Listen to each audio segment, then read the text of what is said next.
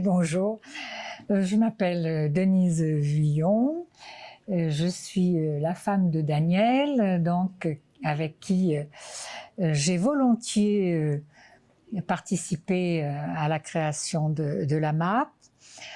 Moi, j'ai quitté mon métier d'infirmière parce que je commençais à voir les dégâts de l'alimentation sur la santé. Donc, j'étais contente de pouvoir participer avec Daniel à l'aider dans son métier de maraîcher avec des pratiques, on va dire, traditionnelles. En fait, voilà, Daniel n'est pas rentré dans l'agriculture conventionnelle et moi j'étais bien contente d'essayer d'écouler son produit parce que je suis aussi d'origine paysanne. Et quand on était en grande difficulté, on a proposé notre système qu'on avait rencontré aux États-Unis, qui était le CSA, Community Supported Agriculture. On l'a proposé à des consommateurs qui, eux, à ce moment-là, c'était des altermondialistes d'Aubagne. Et à ce moment-là, ils étaient inquiets par rapport à l'insécurité alimentaire. C'était au moment de la crise de la vache folle. Donc en 2001, eh bien, nos deux crises ont été favorables à notre rencontre et à la mise en place de ce projet qui finalement a été très positif en termes d'économie alternative pour le paysan, en termes de bien-être aussi par rapport aux paysans. Vraiment, il a été revalorisé dans son métier et pour l'AMAPien, comme on dit. Content. On est lié, quand on est en AMAP, le producteur, on est lié à nos AMAPiens. Voilà, dans une économie locale et qui respecte aussi l'écologie, le sol, l'environnement. Voilà, tout est positif et on continue à en faire la promotion après 24 ans.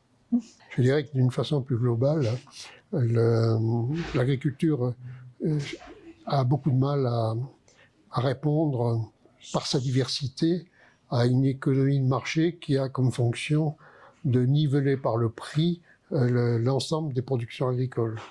Alors, le prix du marché permet à certaines exploitations de s'en sortir et à beaucoup d'autres de disparaître. C'est comme ça que la France a perdu 3 paysans sur 4 ces dernières années et on se demande comment ça peut s'arrêter, si ce n'est que par ce système alternatif. Le prix de l'abonnement est un prix comptable qui est fait ferme par ferme et qui assure la pérennité de chacune de ces fermes, indépendamment de leur surface. Et étant entendu que dans le concept AMAP, un agriculteur peut vivre avec un abonnement qui le lie à 40 familles.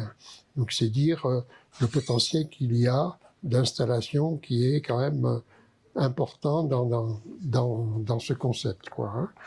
Donc c'est un moyen d'avoir une nourriture de qualité dont on connaît, dont on a tous les éléments, on sait qui le produit, comment et où, et donc une transparence que seul ce concept garantit aujourd'hui, parce que ça va bien au-delà même de la certification bio. Parce que maintenant, le bio mondialisé peut avoir fait la moitié de la planète pour arriver jusqu'à notre assiette, ce qui fait que bon, le bilan social ou le bilan environnemental est quand même pas très brillant, quoi, hein, même si le produit est soi-disant bio, quoi, hein. Donc c'est sûr que ce qui manque au cahier des charges de l'agriculture biologique, c'est 1, la proximité, 2, le respect des saisons, et 3, la qualité gustative. Et ces 3 fonctions-là sont garanties dans le système AMAP, quoi, hein.